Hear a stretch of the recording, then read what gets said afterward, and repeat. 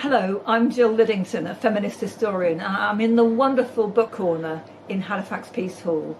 I moved to Halifax in 1980 and I was soon fascinated by Anne Lister and her diaries. And my book, Female Fortune, was the book that inspired Sally Wainwright to write Gentleman Jack. And the book ended, the diaries, in May 1836. As Good as a Marriage is the new sequel, the new book, and it takes the next 2 years. It tells the tale of Anne Lister's clandestine lesbian union with heiress Anne Walker from 1836. And these 2 years have been neglected by earlier editors, yet they're crucial to understanding the dynamics of this daring marriage. Because after the death of Anne's elderly father and beloved aunt, with sister Marianne departing, Anne and Anne were on their own at Shibden.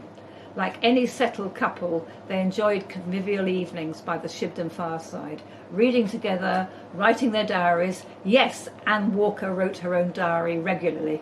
Daytime, dynamic Anne Lister was absorbed with the state business, especially developing her coal mines, or she was down to Northgate House in Halifax, which she'd inherited, which she was ambitious to develop into a hotel, and even including a casino. Anne Walker sometimes felt lonely at Shibden, but they would ride out together in their carriage to visit Anne Walker's many relatives, or to visit the bookseller down in Halifax. Yet theirs could never be a conventional marriage. A lesbian union was recognised by neither church nor state, nor were there any etiquette guides, and many of Anne Walker's relatives remained highly suspicious about exactly what was going on up at Shibden. Anne Lister, we know, wrote much of her diary in her own secret code, recording their relationship in intimate detail. Wooing was no longer required, so now many of these coded passages record the emotional volatility of their relationship, silences and tears, tensions and quarrels. Quarrels were often about money. Anne Walker had inherited wealth and was generous to Anne Lister, really generous with loans and gifts. But Anne Lister remained keenly ambitious to glorify her Shibden. A West Tower must be built and must have more servants, and this must include a footman, and a wine cellar too, and soon this wine cellar was filled with expensive wines. But did Shibden feel like home for Anne Walker? Maybe not. When feeling low, she would drink, and I'm going to quote a little bit, all in code, so I'm going to whisper it. Found her at luncheon, fretting at having taken more wine after I left her. She has had 3 or 4 glasses, and so much is too much. Poor thing, what a waste of happiness, we must get off. And then the next day starts again in code, no kiss, but a very good attempt at play last night, and at grubbling, which probably caressing, this morning.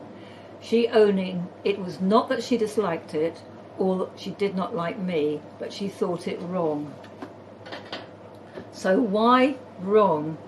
Well, I think it's because they were both devout Anglicans. However, Anne Lister believed that God had created her nature that way, whereas Anne Walker experienced sexual guilt. Anne Lister often wrote about getting rid of Anne Walker, but I wonder, was the relationship really quite as fragile as the coded passages suggest? For so often the quarrels were quickly made up, and again they were happy together. One key phrase was, "We must get off," that is, to travel. For when they were away from Shibden, up in the Yorkshire Dales or abroad, Anne wasn't focused on the state business. Anne Walker was less tearful, but they did enjoy themselves. Indeed, the book ends, and this is August 1838, with their travelling in France and heading into the deep south of France. Here, Anne Lister climbed Vigmerle, the highest peak in the French Pyrenees. It was a magnificent achievement. Earlier in the diaries, this is earlier 1832, during the wooing in the moss hut, and it's in code, of course, Anne Walker has said, "It would be as good as a marriage." "Yes," replied Anne Lister, "quite as good or better," and this gave me the title for my new book. So was it as good as a marriage? Well, Anne Lister courageously, though discreetly, could live a lesbian life up at Shibden in the 1830s, and thanks to her diaries we can now know in graphic, intimate detail all about it.